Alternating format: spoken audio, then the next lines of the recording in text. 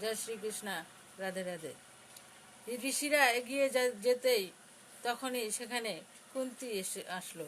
এসে বলল, মহারাজ, এ তোমার কেমন বিচার? আমার থেকে, মাদ্রির থেকে বেশি প্রিয় তোমার সন্ন্যাস যাত্রা।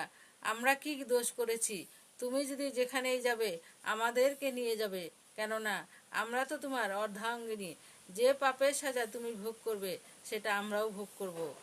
সেই কথা বলে মহারাজকে সান্ত্বনা দিলেন।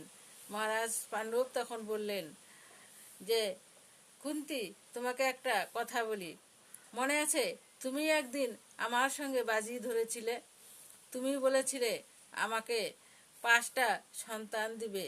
সেই সন্তান দেবার সময় এসে গেছে, কিন্তু সেই উপায়টা যে আর নেই।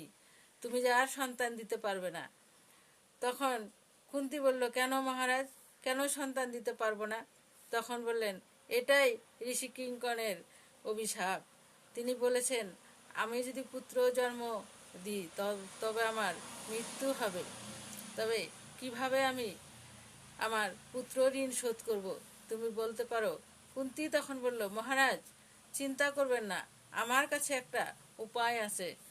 তখন মহারাজ পাণ্ডব বললেন, কি উপায় কুন্তী? তখন কুন্তী বলল, আমার কাছে একটি আশীর্বাদ আছে। আমি যেটা ইচ্ছে করব সেটা করতে পারবো। জয় শ্রীকৃষ্ণ। রাধে রাধে।